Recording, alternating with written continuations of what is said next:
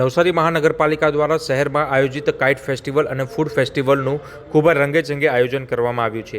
નાગરિકો માટે માત્ર મનોરંજનનો કાર્યક્રમ નથી રહ્યો, પરંતુ માનવતા, સેવા અને સ્વાવલંબનની પ્રેરણારૂપ પહેલ બની ગયો છે. એક જ સ્થળ ઉપર પતંગોની ઉડાન, બાળકોની ખુશી, પરિવારની સાથે ઉત્સવની મજા અને 50થી વધુ ફૂડ સ્ટોલ, સમગ્ર માહોલ ઉત્સવમય બની ગયો છે. આ ફેસ્ટિવલમાં શહેરના વિવિધ વિસ્તારોમાંથી મોટી સંખ્યામાં લોકો પહોંચ્યા હતા. રંગબેરંગી પતંગોની આકાશ રંગાઈ ગયું છે, જ્યારે જમીન પર લોકો અલગ અલગ પ્રકારની વાનગીઓનો સ્વાદ લઈ રહ્યા છે.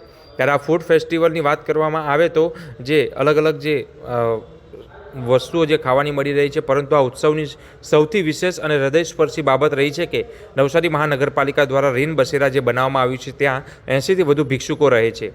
આ ભિક્ષુકો માટે મૂકવામાં આવેલ ખાસ ફૂડ સ્ટોલ હતો. ત્યારે નવસારી મહાનગરપાલિકા દ્વારા સંચાલિત રેન બસેરામાં હાલમાં 80થી વધુ ભિક્ષુકો રહે છે. તેમની આત્મનિર્ભરતા વધારવા માટે ફેસ્ટિવલમાં ખાસ 52 નંબરનો સ્ટોલ ફાળવવામાં આવ્યો હતો. આ સ્ટોલની જવાબદારી ઋત્વિક પાંડ્યા અને તેમના મિત્રોએ સંભાળી હતી. અહીં ભિક્ષુકો દ્વારા તૈયાર કરાયેલા પાપડ, પૌવા, દાણા ચણા, ફ્રૂટ ડીશ સહિત જેવી વસ્તુનું વેચાણ કરવામાં આવે છે અને આમાંથી જે આવતી આવક છે તે ભિક્ષુકોના સ્વાવલંબનના પ્રયાસો અને પ્રોત્સાહન પણ આપે છે, કારણ કે સ્ટોલ પરથી મળતી આવક ભિક્ષુકો માટે ભોજનના વાસણો, દૈનિક ઉપયોગીની વસ્તુઓ તેમજ અન્ય જરૂરી સામગ્રી ખરીદવા માટે ઉપયોગમાં લેવામાં આવશે. આ બાબતે ઋત્વિક પાંડે દ્વારા જણાવવામાં આવ્યું છે કે આ સ્ટોલ માત્ર વેચાણ માટે નથી, પરંતુ ભિક્ષુકોને આત્મવિશ્વાસ અને સ્વાભિમાન સાથે જીવન જીવવાની તક આપવા માટેનો છે.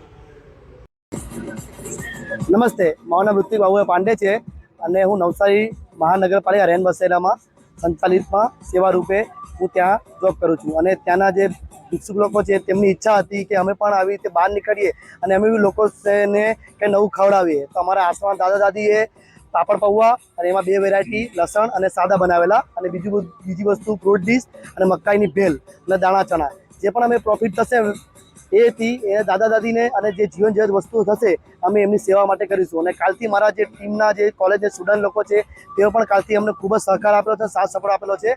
અને અમારા આશ્રમના લોકો પણ આવે છે અને પોતાની સેવા આપે છે. નવસારીવાસીને એક જ વિનંતી છે કે આવા લોકોને પણ એક સપોર્ટ આપો અને આવા લોકોને આગળ વધવા માટે એક તક આપો. Thank you so much. અમારા 52 નંબરનો સ્ટોલ છે, તે જરૂરથી વિઝિટ કરો, જેનાથી આવા લોકો, વિકલાંગ લોકો છે, ઘરથી કાઢી મોકલા છે અને રસ્તા પર લોકો છે, તે પોતા પણ પગ પર ઊભા થાય છે, એવા લોકો માટે એક તક છે. તો બધાની વિનંતી છે કે આવો અને એકવાર એ લોકોને આગળ વધવા માટે એક સાહસ કરો.